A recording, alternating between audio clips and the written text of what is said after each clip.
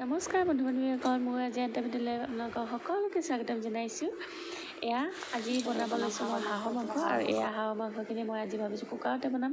এয়া গোটা মছলা লৈছোঁ, তেজপাত লৈছোঁ, গোটা নহৰু, পিঁয়াজ, ইফালে আলুখিনি ফ্ৰাই হ'ব দিছোঁ। আৰু ইফালে কুকাৰত যিহেতু বনাম সেইকাৰণে কুকাৰত তেলখিনি গৰম হ'ব দিছোঁ। তেলখিনি গৰম হৈ অহাৰ লগে লগে গোটা মছলা, তেজপাত আৰু পিঁয়াজ, জলকীয়া গোটেইখিনি দি মেলি একেবাৰে ধুনীয়াকৈ এইখিনি ভাজি ল'ম। তাৰপিছত এয়া মই মাংসখিনি মেৰিনেট কৰি ল'ম। তাতে মই দিলোঁ পিঁয়াজ পেষ্ট, এইখিনি পিঁয়াজখিনি পেষ্ট কৰি থৈছিলোঁ। তাৰপিছত আদা নহৰু পেষ্ট দি মেলি এয়া ইফালে আলুখিনি অলপ সময় লৰাই দিওঁ, নহ'লে আকৌ জ্বলি যাব নহয়, হাঁহৰ মাংসৰ টেষ্টটোৱে বেয়া হৈ থাকিব। সেইকাৰণে অকণমান লৰাই দিলোঁ আলুখিনি। এয়া ৰঙচুৱাকৈ হৈ আহিছে, এইখিনি এতিয়া নমাই লোৱাটোৱে ভাল হ'ব, নহ'লে আকৌ জ্বলি যাব। এইফালে এটা চুলত আকৌ মই এয়া কুকাৰটোও বহাই দিছোঁ। এইফালে পিঁয়াজ গোটা মছলাখিনি ভাজ খাই আছে। এইফালে মই আদা নহৰু পেষ্ট, পিঁয়াজ পেষ্ট, তাৰপিছত হালধি, নিমখ এইখিনি একেবাৰে দি লৈছোঁ। আৰু এইফালে দিছোঁ অকণমান সৰিয়হ তেল দি মেলি এতিয়া এইখিনি অলপ একদম মিক্স কৰি লৈছোঁ। আৰু গুটিখিনি দেখিছে নহয়, মানে অলপ সময় মেৰিনেট কৰি থৈ দিলে মানে কুকাৰত বনালে ভাল লাগে। তাৰপিছত অকণমান দিছোঁ জলকীয়া গুড়ি, অকণমান ধনিয়া আৰু জিৰা মানে পেষ্ট দিছোঁ। আৰু দি মেলি এইখিনি আকৌ ধুনীয়াকৈ মিক্স কৰি লৈছোঁ। তাৰপিছত এইখিনি পিঁয়াজখিনি ধুনীয়াকৈ ভাজ খাই আহিলে, এতিয়া ৰঙচুৱা হৈ আহিলে যিহেতু, তাতে মাংসখিনি মেৰিনেট কৰি থোৱা মাংসখিনি আধা ঘণ্টামান থৈ দিছিলোঁ, আপোনালোকক সেইখিনি আৰু দেখুওৱা নহ'ল। তাৰপিছত এইখিনি দি দিলোঁ, দি মেলি এতিয়া এইখিনি ভালকৈ লৰাই অলপ সময় কুকাৰত প্ৰথমতে ভাজি ল'ম। তাৰপিছত পানী দি এইখিনি আমাৰ সিজাই ল'লে আমাৰ মাংসখিনি ধুনীয়াকৈ ৰেডি হৈ যাব। খাবলৈ বহুত টেষ্টি হয়। কুকাৰত বনালে আপোনালোকে এনেকৈ ট্ৰাই কৰি চাব। মাংসখিনিও বহুত চফ্ট হয়, ধুনীয়া হয়। আৰু এয়া দেখিছে নহয়, আমাৰ মাংস প্ৰায় আধা ৰেডি হৈ আহিছে। তাতে দিলোঁ গোটা নহৰু। মাংসৰ কোনে কোনে খাই ভাল পায় জনাব। মই কিন্তু মাংসত গোটা নহৰু দিলে খাই বহুত ভাল পাওঁ। তাৰপিছত এয়া দেখিছে নহয়, ঢাকনিখন লগাই চিটি মাৰি দিলোঁ 3-4টামান। তাৰপিছত এতিয়া চিটিটো খুলি দিম। আৰু তাৰপিছত মাংসখিনি কেনেকুৱা হৈছে আপোনালোকক দেখুৱাম, চাই থাকিব।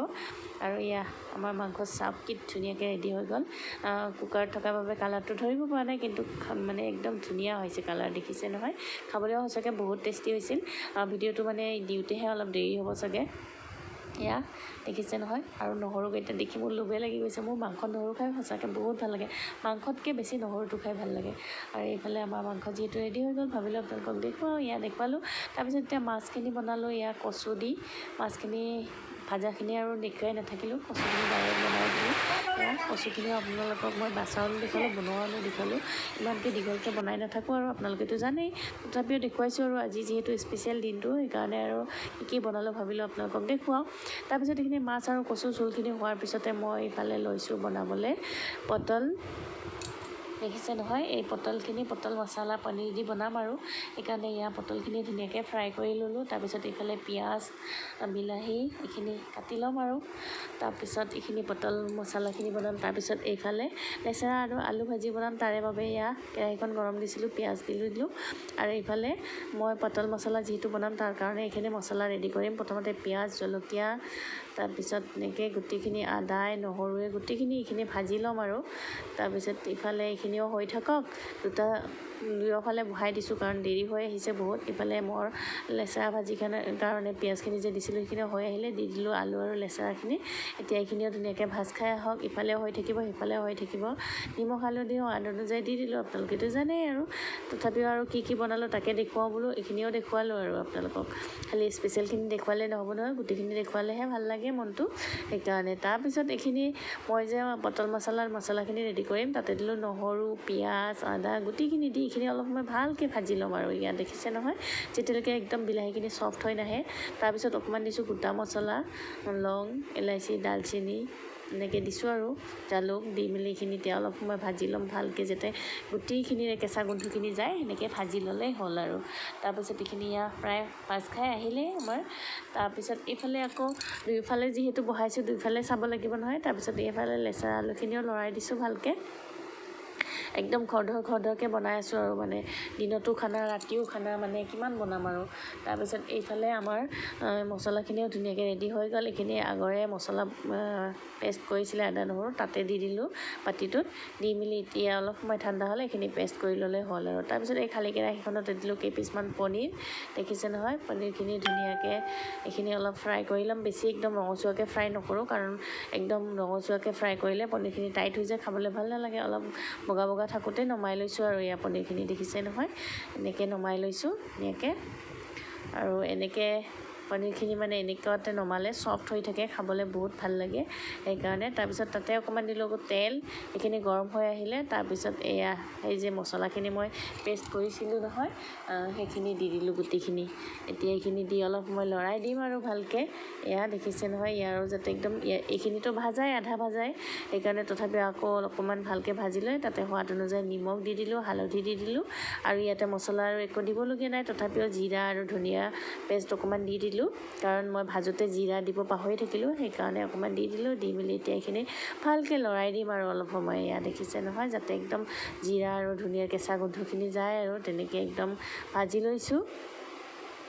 আৰু কোনে কোনে পটল খাই বেয়া পায়, এনেকৈ খাই চাবচোন, খাবলৈ ভাল পাব আপোনালোকেও।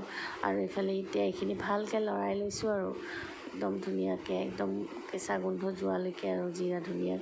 তাৰপিছত আলুখিনিও যিহেতু ফ্ৰাই কৰি থৈছিলোঁ সেইখিনি দি দিলোঁ, আৰু যিখিনি মই পটল ফ্ৰাই কৰি থৈছিলোঁ সেইখিনি ইয়াতে দি দিলোঁ। দেখিছে নহয়, দেখিবলৈতো ধুনীয়াই লাগিছে।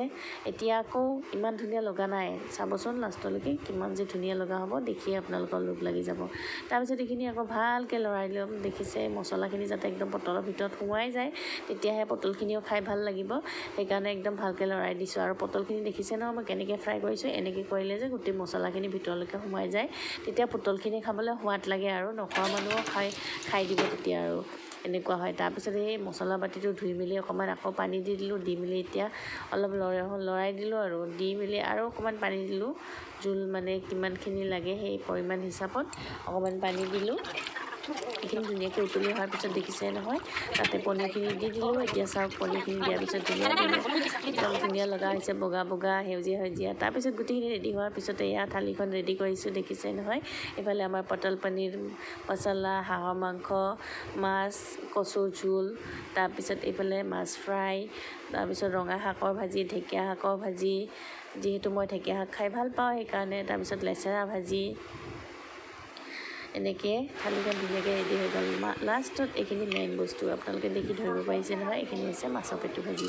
মোৰ খাই বহুত ভাল লাগে, আৰু থালিখন দেখি কেনেকুৱা লাগিছে জনাবচোন। আৰু থালিখন কিহৰ বাবে স্পেচিয়েল আজিৰ দিনটোত আপোনালোকক মই এতিয়া জনাই দিওঁ। আজি হৈছে ৰক্ষা বন্ধন, তাৰে বাবে এইখিনি আজি ধুনীয়াকৈ বনোৱা হ'ল আৰু এয়া চাওক। আৰু আজি ভিডিঅ'টো যদি আপোনালোকক ভাল লাগে, লাইক কমেণ্ট শ্বেয়াৰ কৰি দিব। আজিলৈ আহোঁ, বাই বাই।